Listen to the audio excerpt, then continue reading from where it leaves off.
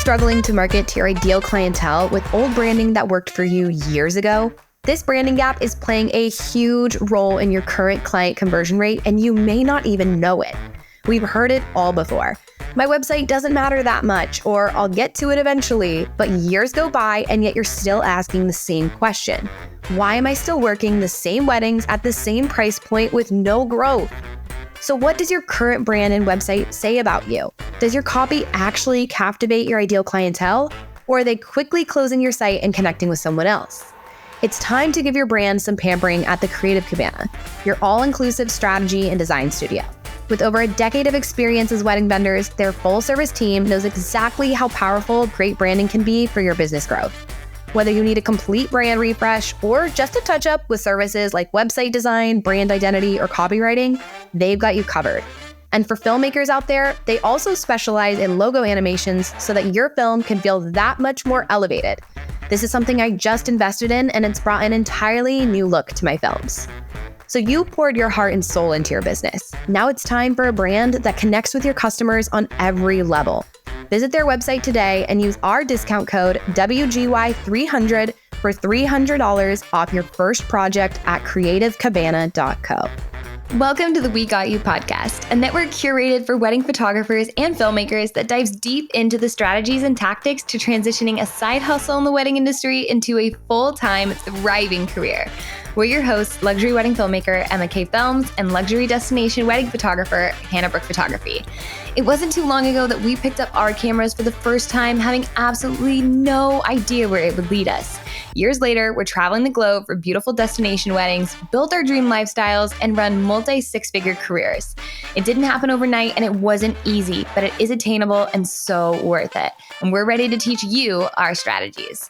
Covering a variety of topics from both our firsthand experiences and reputable guest speakers' insights crucial for business growth, we're exploring the art of marketing within your niche, discussing effective ways to attract and retain clients, leverage social media, and build a strong online presence, and so much more. We're not shying away from talking through the challenges of the wedding industry and offering realistic solutions to navigate them successfully. We emphasize the importance of networking, establishing meaningful relationships with clients, and continuously honing one's craft to stand out in a competitive market. This is the We Got You podcast. Hey, We Got You podcast. Happy Monday. Happy September. I cannot believe how fast this month is flying by, how fast this year is flying by, to be honest. I don't know about you, but I am in the middle of my crazy, hectic, busy season. This month has been so wild, traveling from California, Oregon, Alabama, going ready to go to Florida for a wedding, and then getting ready to go to Ireland for wedding filmmaker workshop, which I'm literally so excited about. And if you've wanted to join a wedding filmmaker workshop, I have a workshop that is releasing this spring, and it is going to be here in the States. So if you don't follow at the Wedding Filmmaker Workshop, I really encourage you to, because if you want to jump on a workshop that's going to be here in the States, there's one more being added to 2025, and you will not want to miss it.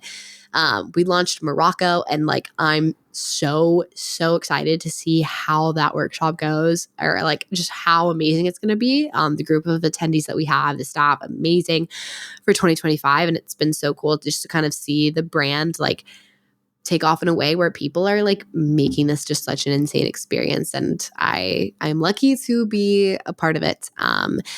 All that to say, that is not what today's episode is about. Today's episode is genuinely going to be on 5 things that I learned in the luxury market that I didn't know before. If you haven't followed along my own journey, I used to film elopements. I used to live in Oregon. I wasn't interested in the luxury market until about year 3 of my business was when I started becoming interested in it. I'm in year 5 now, and honestly, this is my first full year of luxury weddings. Even last year, worked a lot in the high-end market, and next year, continuing to grow more and more in that space. But I've learned so much, and I am still learning so much to this day, and will continue to learn so much for the rest of my career.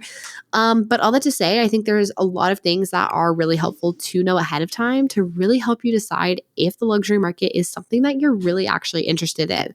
I think a lot of people think that is the end goal, right? That's when you've made it. You make it to the luxury market, you've made it. And that's not the case at all. There are so many different niches, so many different avenues that you can go into in this wedding industry as a whole that maybe the luxury market's not for you. I know so many talented videographers who aren't in the luxury market and are perfectly fine not being there. For me, there were a multitude of reasons why I chose the luxury market, which honestly I should do a whole podcast episode about. But with that being said, there were a lot of realities that I did not understand at the beginning that I'm more than happy to share with you today. So, all that to be said, we're going to be sharing 5 different tips, things that I learned in the luxury market. The first thing is that the branding, your branding really is such a pinnacle of success in this market. Your brand identity, your reputation, how you present yourself, how you speak on your social media, how you speak and present yourself in person, how you dress to weddings, to work events, all of these teeny little details, the fonts you use, what your website looks like, is absolutely crucial to achieving success in this market. I did not even get a chance to sit at the table in the luxury market until my brand actually was like really coming together. And I really had a true vision. First off, I had an understanding of what luxury weddings looked like, of what they were like to even know, like, what does the luxury market look like? Are these weddings that I would actually enjoy shooting? Okay, who's in the luxury market now? Who are people that I find as inspirations? What types of things are they doing that not can I copy, but can I pull inspiration from to see what through their eyes, how they're achieving success in the luxury market. That has been so beneficial for me in helping me create and revamp and revise and bring together a brand that I truly believe in, that I back 100%, that I have so much confidence in, but it goes so much further past just like the logo. It's like your website, your fonts, your colors, what you wear, how you dress, how you present yourself, how you speak, social media and in person. Like every little piece needs to align. And so this is one of the first things that I tell people, like when people are like, hey, I want to get in the luxury market, how do you do it? I'm like, first things first, like you need to look at your branding. Because if you're marketing work that feels luxury, but your brand isn't luxury, like your brand isn't feeling luxury, like there's a disconnect, there's a branding gap there. If you're wearing suits to weddings, like do that. That's me right there. You in person, you're giving me all the vibes of like, oh, like they're really experienced. They totally can work in the luxury market. But then I'm going on your Instagram and I'm not seeing luxury. I'm not seeing a luxury portfolio. I'm not seeing your branding be luxury, right? Like I'm seeing an outdated website of 10 years. Well, that again, branding gap. Like it is just so important. Like every little detail is just so important, especially when you want to get into transition to this market. So first and foremost, like I echo it and I'm repetitive so much about it because like I cannot tell you enough how big of a difference every little element makes. The next thing that I want to talk about is communicating like your job is on the line. Quick responses are not a luxury. They are a minimum requirement. You're a vendor who wants to be in the luxury market. You need to communicate like you want to be there, like you want that seat at the table. You want those clients. I see so many people who they take forever to respond. Their email inbox is like a complete mess and they're hard to get a hold of. They're hard to reach. Planners, clients love it when you respond quickly and efficiently. You are not the only person that they're reaching out to. And if you want a seat at that table, you're going to have to communicate like your job is on the line. And this is after the booking as well. This is throughout the entire experience. You want a planner to refer you back to back to back weddings. Your communication is a huge part of your reputation and why they would refer you again to more clients. So can't encourage you enough. Quick responses, they're not a luxury. They're a minimum requirement in this market. And honestly, they should be a minimum requirement regardless of the market you're in. Let's be real. The next one is it is not your way or the highway. This is something that I know is a touchy subject, but you need to be flexible in the way that your client wants to handle. Maybe it's billing, or they want to handle logistics, or they want to handle, how quickly in advance you get a timeline. I won't lie. As of right now, I sometimes get timelines like maybe a week before the wedding, 2 weeks, 3 weeks before the wedding sometimes, if I'm lucky. There's a lot of times I don't get to meet my clients until the wedding day. Maybe I get a Zoom call with them, maybe I don't. I need to be flexible regardless. I need to be accommodating. And when I say like flexible with billing, I don't mean like giving discounts and all that stuff. I mean like maybe your client wants to wire transfer you. Maybe they want to send you a bank transfer. Maybe they want to pay by this or this or this. Be accommodating to them. This market isn't here for you to come in with your ego and for you to feel like I'm going to bulldoze over everyone and it's going to be my way or the highway. This market doesn't work like that. You are lucky to be in it. I'm sure lucky to be in it. I'm going to do whatever it takes to make sure that these planners that I'm working with who have referred me or who I had the pleasure of working with through their clients know that I'm willing to be accommodating. I'm willing to be flexible. Obviously, you want to be prepared as much as you can. Obviously, you want to go through the process that you're used to going through. I completely understand that. And, try as much as you can, but be accommodating. Like if you don't get to meet them before the wedding day, it's okay. Offer to meet them through a Zoom call. Ask if that's okay. Ask if it's okay you communicate with them. But if it's not, like don't demand things. Don't demand that you set up a Zoom call with them. Make sure that you're being respectful, you're being courteous, and you're being flexible with the way that you communicate. That is so, so essential in this market, truly. Are you tired of taking on the entire editing workload yourself? Are you tired of staring at a screen for days on end, feeling burnt out and creatively exhausted? Maybe you've been searching for an editing company for months now, but you can't seem to find one that can truly mimic the high-end quality of films you're looking for to deliver to your clients. If this sounds like you, we couldn't be more excited to introduce to you our friends at Wonderlust Videos. Wonderlust Videos is a post-production service for wedding filmmakers with over 10 years of experience and has served over 700 clients to date. Their full team specializes in seamless and high-quality editing for wedding filmmakers who need to take the workload off their shoulders and trust someone to create a high-end edit. As you know, we're incredibly picky about the partners we work with and the tools and resources we recommend to other photographers and filmmakers. With that being said, I myself, Emma, have gone through the process firsthand to use Wonderlust Videos myself and vet their entire process so that I could recommend them to you today with confidence. Wonderlust Videos can edit your highlight films, social media teasers, doc edits, and so much more. Their team edits on Premiere Pro, Final Cut Pro, DaVinci Resolve, so it's time to get the help you need and start outsourcing today. You can start with Wonderlust Videos right now at wonderlust-videos.com and use our code WGY10 for 10% off your first project. Does your current client delivery system feel unexciting, limiting, and boring? Maybe you're still using good old Google Drive or Dropbox to deliver your clients' wedding films. If the answer to these is yes, it's time to level up your video delivery experience with VidFlow. VidFlow is a pay-per-use online platform that allows you to deliver fully branded websites for each of your clients. While being incredibly affordable, VidFlow is accessible on mobile, desktop, and smart TVs with included long-term hosting so that your clients can truly enjoy the entire experience when receiving their wedding films. When I first found VidFlow, it was such an easy switch that truly benefited my business substantially. With so many incredible features and options for customization and personalization, VidFlow continues to wow my clients time and time again.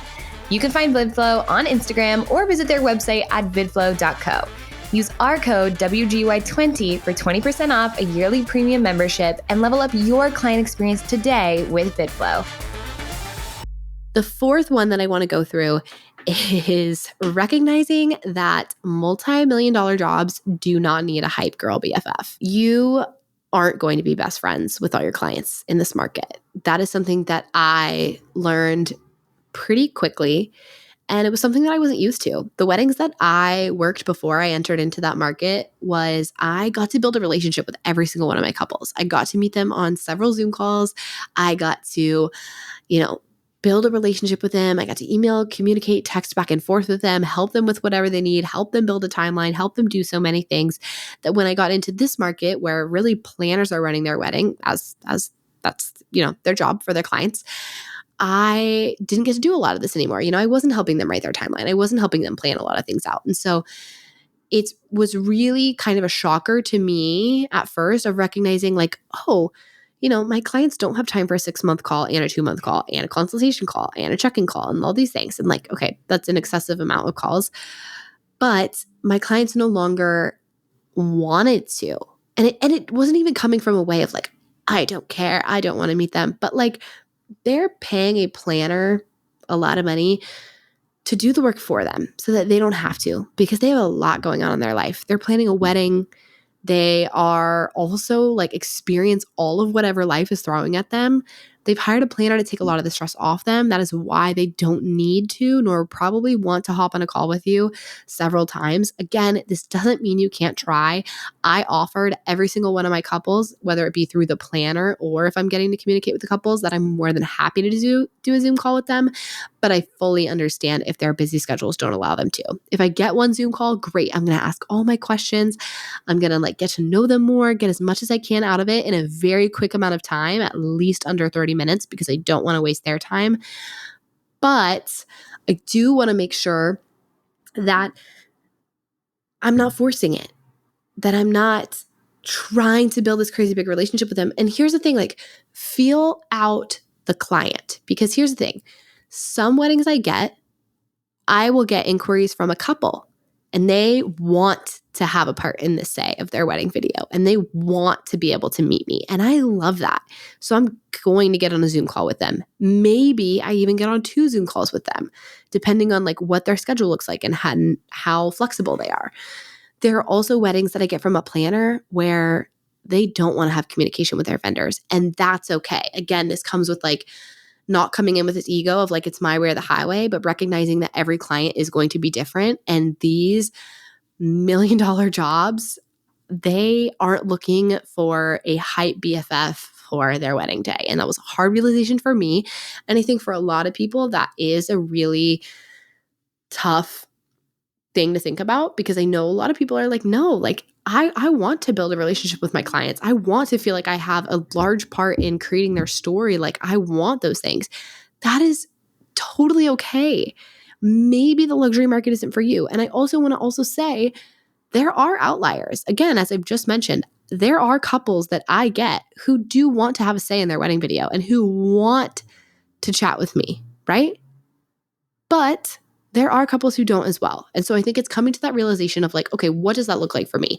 If the story is so important to me, I want to be marketing to high-end clientele. Like you can still work high in weddings, you know, like there's so many different tiers and so many different budgets and so many different numbers thrown around in this industry. But like you can still work really high-end weddings and get to know your couples. You know, maybe the luxury, ultra luxury market that you have been chasing isn't for you, and that's okay. That's okay. Last thing that I want to talk about is just being able to adapt to the room. Know when to give input, know when to lead. Also, know when to just shut up and remind yourself that your ego is standing in the way. And I'm sorry for the harshness there, but so many people that I have worked with, they want to come in again with their ego and they want to do things their way or the highway, and they want to like really voice all their opinions.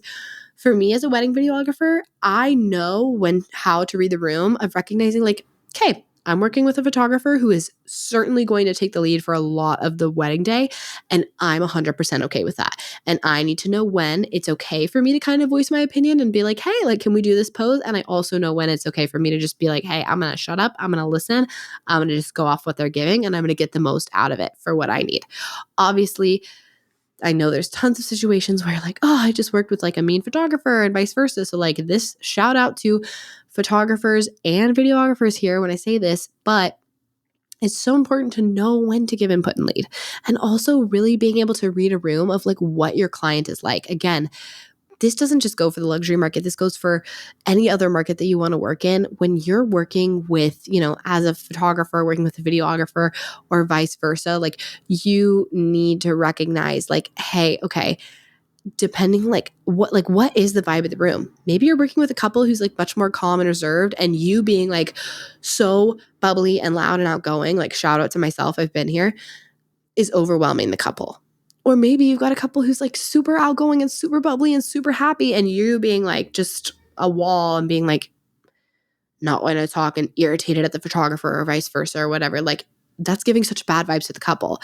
So especially in this market, you need to be able to adapt to the room. You need to be able to kind of shift your personality a little bit just during the day of, to be able to be like, okay, I'm recognizing the room. This is the photographer I'm working with. This is what they're like. This is the couple I'm working with. This is what they're like. How can I best serve both of them in a way that is going to make them feel either really calm, really excited, and not let my ego get in the way of things, and not just do my thing or the like it's my way or the highway, but to really know like when is it important for me to input and lead, and when is it important for me to just stay calm and reserved. And that is something like I am a very, very naturally bubbly and outgoing person, but there are definitely weddings where I'm definitely a lot more on the quieter side, and I am just following the lead of the photographer because I know that is their lane. I'm still getting what I want, and when I need to voice my opinion, I will, but I'm just really adapting to the room of vendors. So I think I ended up mentioning like 6 different things. That's fine. But I just wanted this to kind of be a really informative episode for those of you that are thinking about chasing luxury. Again, this market isn't for everyone. This market isn't the highway or it's not the only market that you can have success in at all.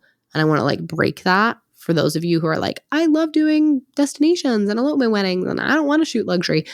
Perfectly fine. Maybe some of you are like, I like the high-end market, but I don't need luxury. I don't need like ultra luxury. That's also fine. Really just take this episode, apply it to the market that you're in. This doesn't just have to be for luxury. This is for anyone who wants to offer a really high-end experience. These are things to take into consideration. And if you've got questions, if you've got things that you don't agree with, that you want more explanation on, put it in our Facebook group. Send us an email. Send us a DM on Instagram. Like, we are more than happy to chat with you. I'm more than happy to talk things through. I am also not saying that it's like my way or the highway for any of these things, but these are pivotal pieces that I've learned in this market that I'm hoping will save you stress and energy and time, whether you decide that the luxury market isn't for you or is a market that you want to transition into. So I hope this was beneficial, and I will see you next week on the We Got You podcast. Thanks for listening to another episode of the We Got You podcast. We would absolutely love it if you could take an extra minute to leave us a review and let us know what you think. DM us a screenshot of it and we'll send you a coffee on us. If you want access to an exclusive community, rad freebies, giveaways, and wedding referrals, then join our Facebook group today. Also, if you aren't already, subscribe to our YouTube channel and make sure that you're following along on Instagram at WeGotYou_podcast to stay up to date. We'll see you next week on the We Got You podcast.